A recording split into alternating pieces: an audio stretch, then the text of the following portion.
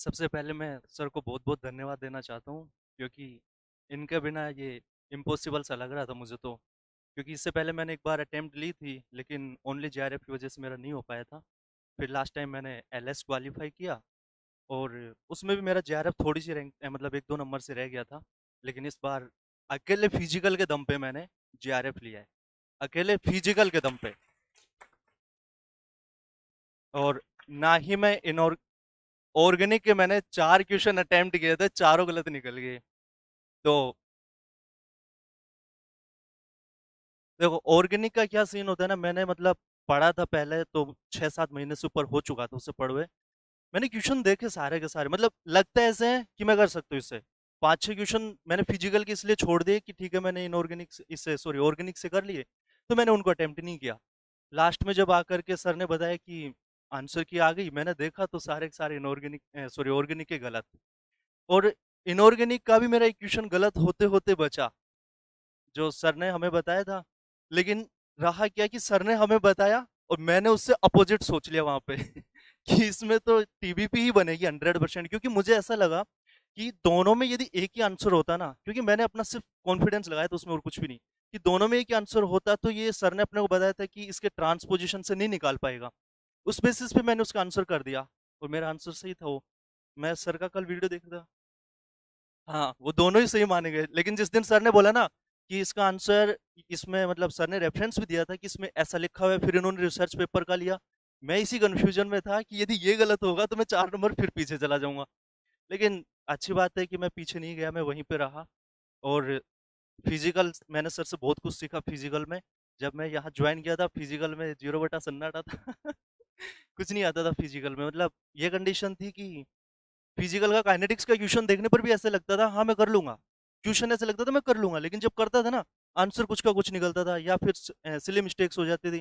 लेकिन सर से बहुत सारे डांट खाई मैंने। उन डांट का रिजल्ट है कि आज मैं भी क्वालिफाई कर पाया हूँ।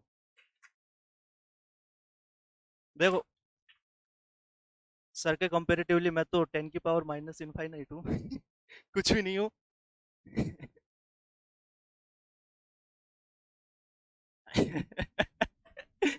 हाँ, लेकिन मैं मेरा मेरा एक्सपीरियंस बताऊंगा कि देखो ट्यूशन से यदि आप ऐसे सोचोगे ना, मेरी कुछ कमियां रही है लास्ट टाइम भी। मैंने थोड़ा किसी कारणवश मैं प्रॉपर पूरे टेस्ट नहीं दे पाया था, सर ने जो अपलोड किए थे, लेकिन मैंने मैक्सिमम दिए। और कहीं ना कहीं मुझे लगा कि मैंने उसका रिजल्ट देखा है, जो पूरे टेस्ट नहीं दिए। सर बार बार बोलते थे टेस्ट पेपर करो टेस्ट पेपर करो। मैंने लास्ट के 1-1.5 महीने थोड़ा सा मेरे से मतलब वो कंसिस्टेंसी नहीं रह पाई, तो उसकी वजह से थोड़ी एआर वगैरह खराब हो गई। मैंने सर को बोला था कि मैं सर टॉप 10 में कोशिश करूंगा, लेकिन वो नहीं हो पाया, सॉरी सर उसके लिए। हाँ, लेकिन मैं ये बोलूंगा यदि आपने ईमानदारी से सर के टेस्ट पेपर कर लिए ना, तो भाई तुम्हें कोई नहीं रोकने वाला इस दुनिया में। 100% तुम जेआरएफ लेके जाओगे, इसमें कोई दो राय नहीं है। लेकिन टेस्ट पेपर को ऐसे सोचना कि बस मैं फाइनल एग्जाम में बैठा, ये सोच के कर रहे हैं, ऐसे नहीं कि ठीक है कर लेंगे बाद में कर लेंगे ये कर लेंगे। मैं मेरी क्लास की कंडीशन बताता हूँ। जब हम इस क्लासरूम में बैठते थे ना, तो 2-4 लड़के ऑनलाइन वाले थे। हम ही सबसे पहले टेस्ट पेपर देते थे। मतलब बच्चे टेस्ट पेपर ही नहीं देते थे, और उसका रिजल्ट अभी कोई भी बोल दे। मैंने ऐसे ऐसे बच्चे भी फेस किए एग्जाम सेंटर पे। मेरे दोस्त से किसी ने पूछा भाई कहाँ से प्रिपरेशन किया, तो उसने बोला कि जीएससीएस से, कि भूल जा तू नेट जेआरएफ तो। मतलब एक मैसेज देखो आप, कि भूल जा नेट जेआरएफ नहीं हो सकता। और जो लड़का बोल रहा था ना वो 2 बार प्रिपरेशन कर चुका, 2 कोचिंगों से अलग अलग से, और उसके मार्क्स पता है कितने, 31। और जो लड़का यहाँ से पढ़ रहा था ना, उसके 81 मार्क्स हैं। तो सोच के देख लो कि ऐसे कहने से कुछ नहीं होता है। उस दिन मुझे थोड़ा बुरा लगा कि सर के बारे में ऐसे कैसे बोल सकता है ये, लेकिन मेरे पास कुछ था ही नहीं ना, मैं क्या बोल दूं उसे। लेकिन उस लड़के ने फिर फेस किया, और अब वो खुद मतलब शर्मिंदा होगा इस चीज पे। यदि मेरी आवाज वो सुनेगा तो जरूर इस चीज पे शर्मिंदा होगा कि मैंने ऐसे कैसे बोल दिया। कभी भी नहीं बोलना चाहिए, क्योंकि देखो सर ने सभी के लिए मेहनत बराबर की थी। इस क्लास में जो भी बच्चे बैठे थे सभी के लिए बराबर की थी, मैं कोई स्पेशल था नहीं। यदि आप डाउट लेके आओगे और ये सोचोगे कि सर मुझे डांट देंगे, तो भाई फिर तो कुछ नहीं होगा।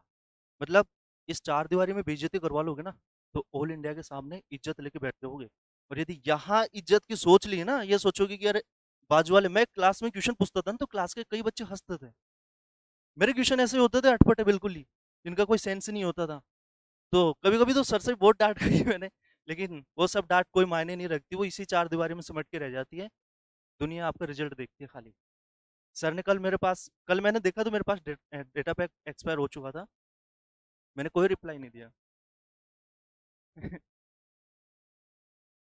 लेकिन मैं फिर मॉर्निंग में सुबह उठ करके मैं सोचा मैं सर मिलेंगे, तो मैं आया, फिर मैंने देखा सर क्लास ले रहे थे तो मैं बाहर ही रुक गया।